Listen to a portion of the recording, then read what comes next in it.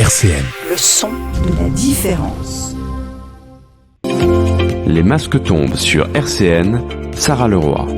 Chers auditeurs et chères auditrices, bienvenue dans votre émission du 13h dans Les Masques tombent.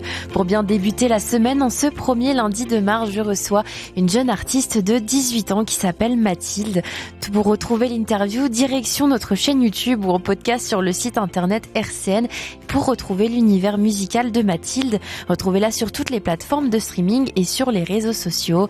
Salut Mathilde, comment vas-tu ? Salut Sarah et salut tout le monde, je vais très bien, très bien. Et toi ? Merci, ça va aussi. Bienvenue dans Les Masques tombent. Alors, ta musique, tu as un mélange de bonheur, de douceur. Tu te définis comme ça dans ta personnalité et dans ta musique. C'est ce que tu veux donner aussi comme image, on va dire, pour les personnes qui te suivent, tout d'abord, pour commencer. Oui, bien évidemment, je me caractérise comme ça parce que voilà, je pense que c'est les traits qui font qu'on me reconnaît. Après, je pense qu'on peut facilement s'identifier à ma musique et ma musique peut toucher tous les âges. Je parle de plein de choses et voilà, j'espère que les gens sont touchés par toutes mes musiques et par celles qui arriveront par la suite. On parlera justement de tes projets, des thèmes que tu convoques dans tes musiques. Mais tout d'abord, on va commencer par tes débuts, comment tu as commencé. Alors, tu as commencé la musique au collège, dans les spectacles musicaux. C'est comme ça vraiment que ce grand intérêt est né. Exactement, donc j'ai commencé soliste au collège tout simplement dans les spectacles de fin d'année et je dois dire que la première fois où je suis montée sur scène, ça a toujours été un grand moment, je m'en souviendrai toute ma vie et c'est là où j'ai vraiment senti que j'étais faite pour ça, je ne sais pas, mais que voilà, j'ai adoré le moment, j'ai adoré pouvoir offrir un cadeau justement aux gens qui étaient devant moi. Et quand on commence à faire sa propre musique, à rentrer dans ce processus de création, on est forcément un petit peu influencé, inspiré par des artistes. On aimerait bien connaître un petit peu tes influences, justement, si tu pouvais nous en parler. Oui, pas de souci. Alors, on m'a beaucoup comparé à Louane dans mon grain de voix. Donc, ça a toujours été, voilà, elle m'a toujours suivie dans ma musique. Après, j'avoue que Dua Lipa aussi, que j'aime beaucoup, Angèle, avec qui, je trouve qu'elles ont une prestance sur scène qui est assez incroyable en live. Et donc, c'est vrai que je m'en inspire beaucoup. Est-ce que tu parles beaucoup de la scène, cet aspect scénique, c'est quelque chose dont tu as toujours, tu viens de le dire, tu as trouvé un petit peu de ta place sur scène, c'est quelque chose que tu apprécies beaucoup. Est-ce que c'est quelque chose que tu as toujours un petit peu rêvé aussi depuis que tu es toute petite, la scène? Ah bien sûr, quand j'étais petite, j'ai toujours aimé chanter, mais je m'en rendais pas forcément compte. C'est quand j'ai commencé à chanter devant les gens où j'étais très très très gênée et là je vois que depuis des années, il y a eu une progression qui est assez dingue. Et bien sûr, ça a été toujours un rêve de pouvoir chanter comme ça devant les gens et d'être à l'aise, surtout dans les gens, pour leur offrir un beau spectacle. Voilà, plein de magie, plein de plein de choses merveilleuses. Et c'est comme ça que je ressens le moment et j'ai envie que les gens partagent ça avec moi. J'ai pas envie seulement qu'on me voit, moi, toute seule sur scène, mais avec des musiciens, toute une équipe, devant un public. C'est ça qui me fait rêver, justement. Alors, c'est pas chose faite, évidemment, d'avoir cette aisance un petit peu naturelle dès les débuts sur scène. Comment tu as réussi? Alors, évidemment, je pense en termes d'expérience, mais comment tu as réussi vraiment à acquérir cette aisance maintenant, tu dis, au niveau de ton évolution? Ça a été beaucoup d'entraînement, beaucoup de discussions avec les gens, pour leur demander tout simplement comment ils perçoivent ça, comment ils perçoivent ce côté scénique et voilà, je me suis lancée. Il faut prendre sur soi vraiment parce que ça peut être assez compliqué de sentir le regard des gens. Il faut être sûr de soi, avoir confiance en soi et c'est ce dont je parlais justement dans mes premiers titres, dans mon premier EP que j'ai sorti l'année dernière et voilà, au final on y arrive mais c'est vrai que c'est beaucoup de travail. Et tu fus donc l'une des solistes des différents spectacles durant tes 4 années de collège. Est-ce que tu penses que sans être soliste, sans avoir eu cette expérience au collège, tu aurais eu cet univers musical que tu t'es construit maintenant? C'est une très très bonne question. C'est vrai que j'ai jamais trop pensé, mais j'ai toujours aimé chanter et même devant ma famille ou mes amis, je le faisais déjà avant même d'être soliste au collège. Donc je pense très sincèrement que oui, je l'aurais fait, mais peut-être pas avec... J'aurais peut-être pas autant mûri qu'aujourd'hui, j'aurais pas eu autant d'expérience et c'est vrai que ça me marquera à jamais tout ce que je vis aujourd'hui, que ce soit même là à la radio avec toi, c'est assez incroyable pour moi. Et en parlant de cet univers musical, on parlait de tes influences, donc tu parlais de Dua Lipa, de Angèle, même que tu étais un petit peu comparé à Louane parfois dans ce que tu produis. Est-ce que tu as toujours eu cet univers musical assez semblable depuis que tu es toute petite et même encore maintenant, c'est toujours les mêmes influences? Je sais pas vraiment. Je sais que ma famille. Alors, j'ai pas vraiment de musiciens dans ma famille, donc au niveau des influences, malgré le fait qu'on aime tous la musique, j'en ai pas eu énormément. Mais j'aimais bien les du Jean-Jacques Goldman, par exemple. J'ai pas vraiment du Adele aussi. Je trouve qu'elle est incroyable, qu'elle a une puissance vocale incroyable. Donc oui, j'ai toujours eu des influences qui ont changé et même dans mes écoutes et dans ce que j'écoute au quotidien, c'est très hétéroclite. J'écoute plein de choses voilà, j'ai pas d'influence très marquée et je pense que ça changera d'ailleurs avec le temps, mais j'aime écouter plein de musiques différentes. Alors en 2019 aussi, ta passion pour la musique se concrétise puisque tu signes un contrat de production avec FRML Records. Comment tu l'as vécu alors cette concrétisation de signer avec un contrat de production? Alors c'est passé au début par un ami, ensuite j'ai eu un appel assez important avec une personne qui m'a vendu du rêve et qui m'a proposé plein de belles choses.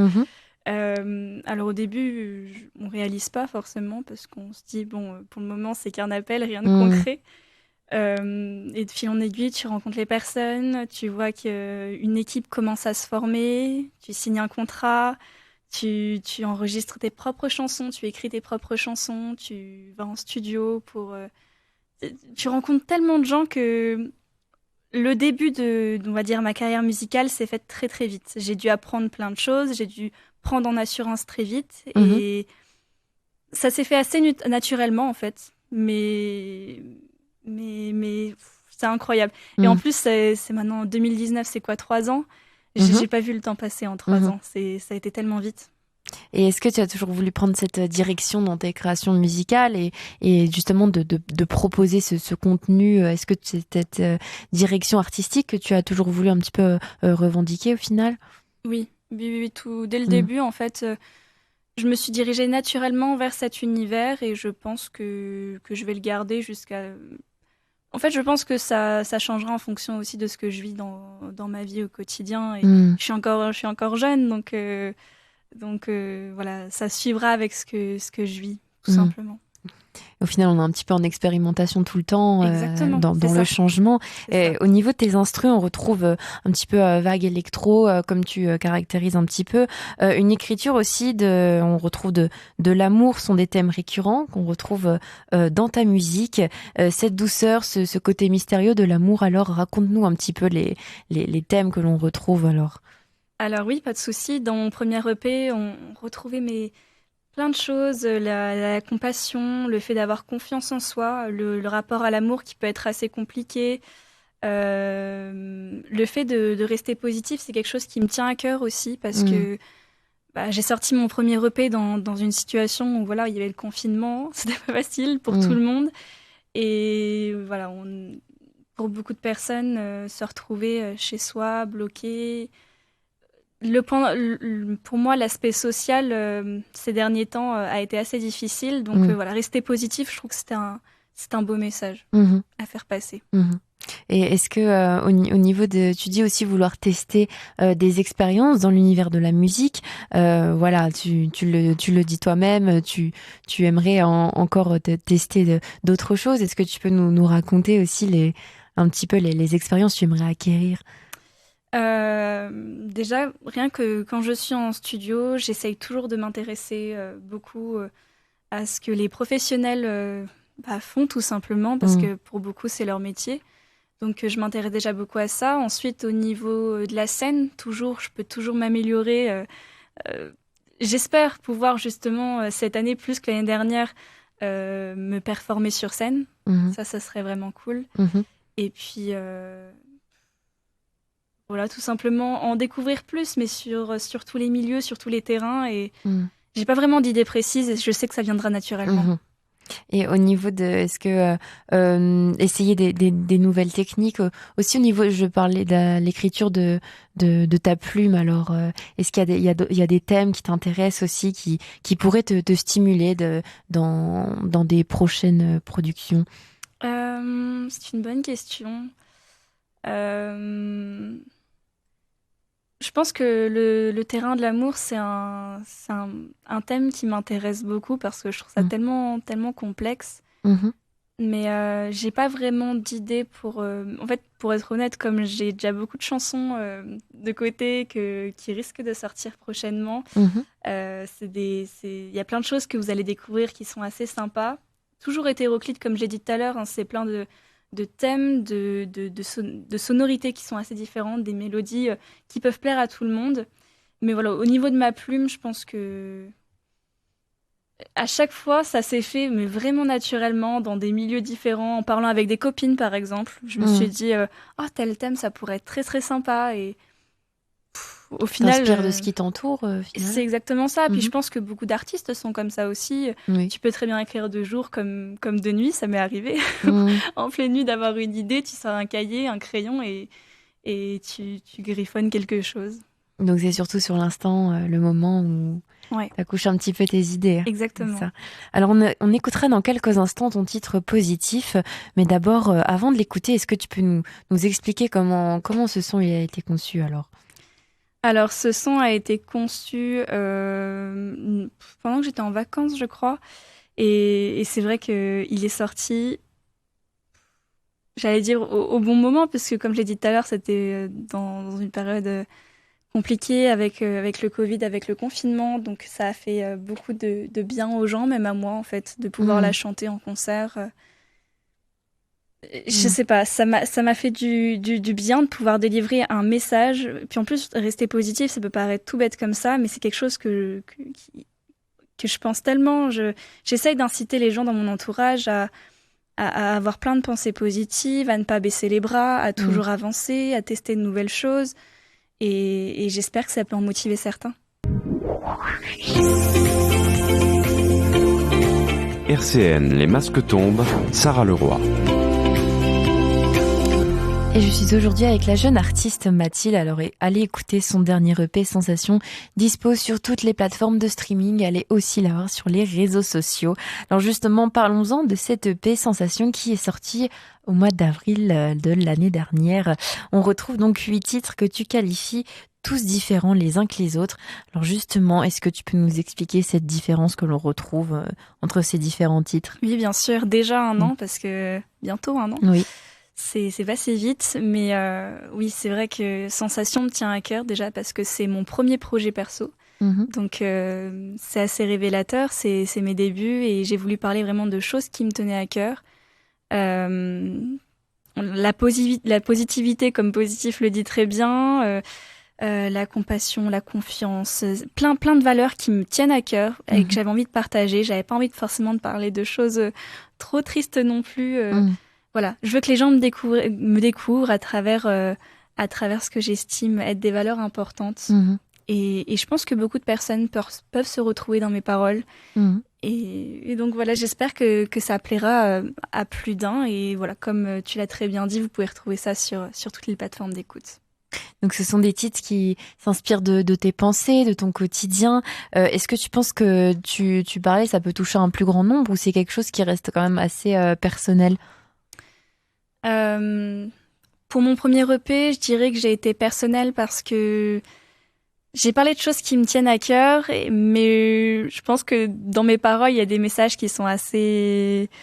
Voilà, je peux glisser des choses qui sont assez personnelles, mais mine de rien, les paroles sont assez ouvertes, donc à tout public, et ça permet justement aux gens de pouvoir s'y identifier, on va dire comme ça. En tout cas, ça a plu à mon entourage. J'ai eu beaucoup de retours positifs sur mes musiques. Donc, je suis très, très contente, très fière de ce premier projet. Et j'espère qu'il y en aura encore beaucoup d'autres et que l'aventure ne se terminera pas là et qu'il y aura encore un beau chemin qui se tracera. On l'espère pour toi aussi. En tout cas, on en parlera justement un peu plus tard de tous ces petits projets un petit peu qui sont en route pour toi.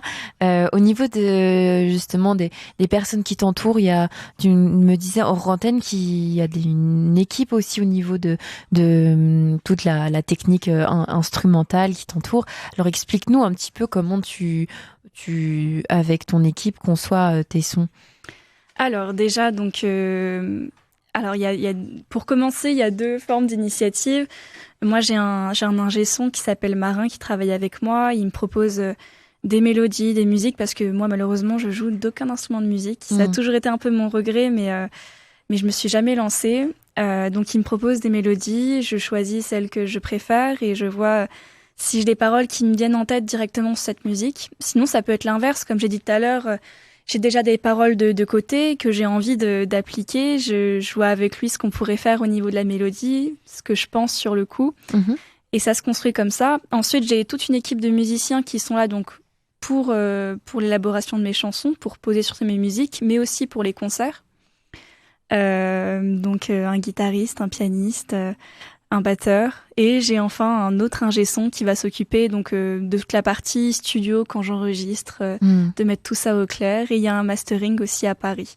Donc c'est tout un travail d'équipe, les musiques passent entre plein de mains, et je trouve ça fantastique parce que c'est grâce à ça aussi que j'apprends de ces personnes qui sont professionnelles et qui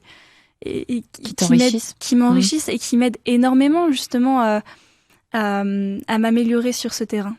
Donc je suis très contente et ça se passe toujours très très bien. C'est vraiment comme une petite famille en fait.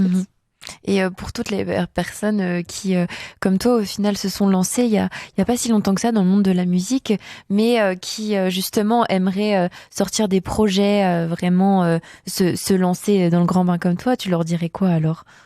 Alors déjà, il faut oser, il faut aller de l'avant, essayer de sortir et de rencontrer un maximum de personnes dans ce milieu, parce que c'est vrai qu'on va pas se mentir, ça marche beaucoup avec les contacts aujourd'hui malheureusement, et surtout dans la musique je trouve.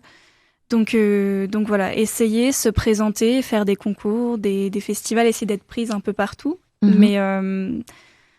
Mais voilà, faut pas avoir peur, même si c'est devant ses amis, sa famille, c'est déjà un point de départ. Je sais que j'ai beaucoup d'amis qui chantent un peu, qui m'ont demandé comment je fais si je veux essayer, moi, d'être un peu plus sûre de moi et de chanter devant les gens et d'offrir un cadeau.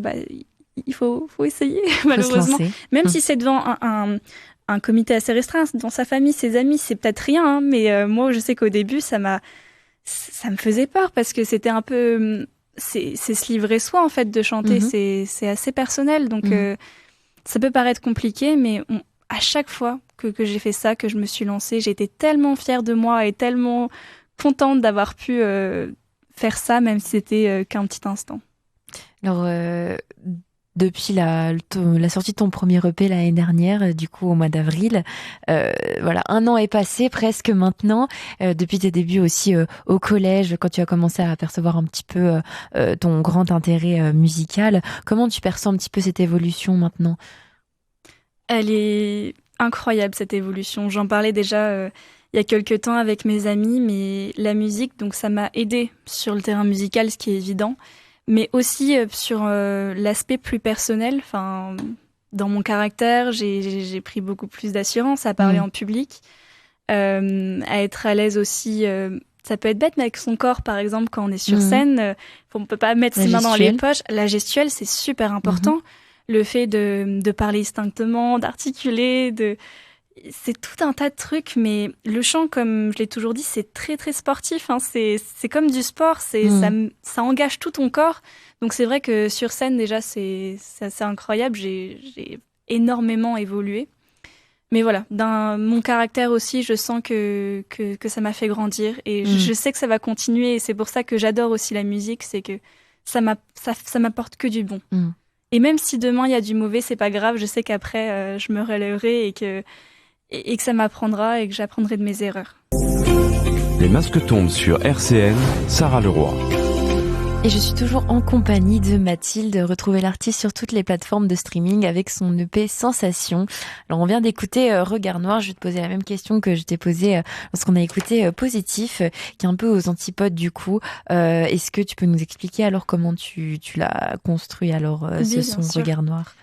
J'ai eu j'ai eu une grande période où j'avais beaucoup de personnes autour de moi qui avaient du mal à se dépatouiller des choses négatives qui les entouraient et avaient du mal à se sortir de ce gouffre de négativité. Et malgré le fait que je puisse les aider autant que je peux, c'est vrai que ça a été assez compliqué. Donc, il y a tellement de personnes qui ne voient pas au-delà, s'enferment en fait sur ce qui les entoure. Et des fois, je m'en sens presque, coupable de moi aller bien et d'essayer du moins d'aller bien. Et je sais que j'ai cette sensation des fois d'être jugée comme intrus quand j'essaye tout simplement d'être gentille ou je sais pas. Je sais que j'ai beaucoup de personnes qui me disent oh mais pourquoi comment ça se fait que tu souris autant, quelque chose comme ça. Alors un sourire peut très bien cacher beaucoup de mauvaises choses, mais pour moi c'est tellement important d'essayer du moins d'aller bien, d'essayer de penser à plein de belles choses et de se dire qu'on peut le faire, qu'on peut sortir de mauvaises passes.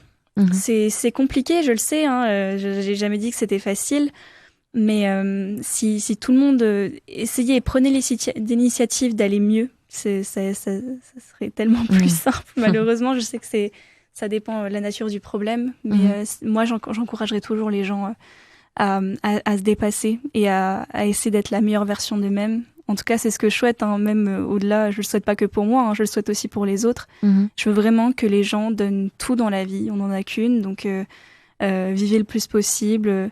Aimez-vous, essayez d'aimer les autres, de vous intéresser aux gens autour de vous et d'aimer votre famille, vos amis, etc. C'est hyper important pour moi. C'est des très belles valeurs et ça me tient à cœur. Alors, en quelques secondes, Mathilde, est-ce que tu peux nous parler de juste ton projet ? Oui, bien sûr. Alors, Regard Noir, c'est la première, ça, c'est mon single, donc c'est le début de mon projet. On va aboutir après à un album, donc j'ai très hâte d'en arriver là. On n'y est pas encore. Avec Regard Noir, j'ai sorti déjà un clip aussi, qu'on peut retrouver sur YouTube. Je l'ai réalisé donc avec un réalisateur, un caméraman, toute mon équipe encore une fois. Ça s'est super bien passé. Je suis très contente du résultat. Vraiment, j'en suis très très fière. Et ça va aboutir encore sur des choses qui toucheront, je pense, encore beaucoup de gens. Et j'ai hâte que tout ça sorte. Merci beaucoup à toi, Mathilde, en tout cas, d'être venue dans Les Masques Tombent. Alors, une actu aussi importante pour toi aussi, c'est un concert qui arrive le 1er avril à Commercy. On y sera. Grand merci aussi à Thomas à la technique. Très belle fin de journée. Ciao. Ciao. RCN, www.rcn-radio.org